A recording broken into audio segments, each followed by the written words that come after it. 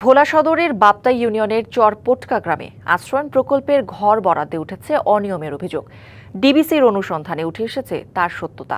ভূমিহীনদের বদলে ঘর পেয়েছেন সচ্ছল আর ধনীরা। ঘর পেয়ে কেউ করেছেন বিক্রি, আবার কেউ চালাচ্ছেন ভাড়া বাণিজ্য। অনেক ঘরের মালিক এখনো ঘরের তালাই খোলেননি। বিগত সরকারের প্রভাবশালী নেতা আর জনপ্রতিনিধিদের সুপারিশে প্রকৃত গৃহহীনদের বঞ্চিত করে সচ্ছলরা এসব ঘর পেয়েছেন, এমন অভিযোগ স্থানীয়দের। আশ্রয়ণ প্রকল্পের ঘর বরাদ্দের তালিকায় ২১ নম্বরে রোকেয়া বেগমের নাম।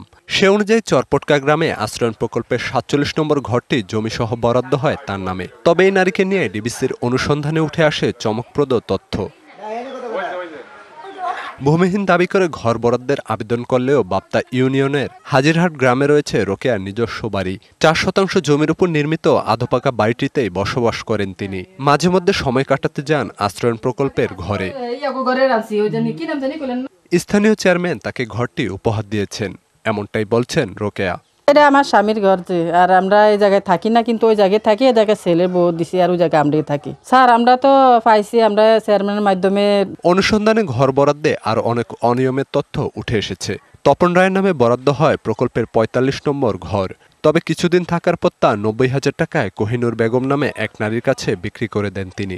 খালাই কিনছে আমারে, হ্যাঁ অসুস্থ দেখে আমারে থাকতে দেয়া গেছে। এই ঘরটা তপনে পাইছি, পাইয়া এই ঘরটা এক মহিলার তুমি বেচছে। বেচার পর ৯০,০০০ টাকা ১ লাখ টাকা পরে নিছে, তপনে লইছে। এছাড়া সুরমা বেগমকে বরাদ্দ দেয়া ঘরটিও বিক্রি করা হয়েছে আরেকজনের কাছে। আশ্রয়ণ প্রকল্পের একটি ঘরের মালিক আব্দুল্লাহ হলেও সেখানে বাস করেন সুমাইয়া নামের এক নারী। শিয়া বাটার ও ভিটামিন ই সমৃদ্ধ লিলি বিউটি সোপ, তারুণ্যময় উজ্জ্বল ত্বকের জন্য।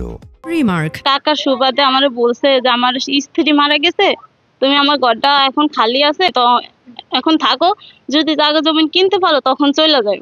ভোলা চরপটকা গ্রামে ভূমিহীনদের জন্য তৈরি ৬৪টি ঘরের গল্প প্রায় একই।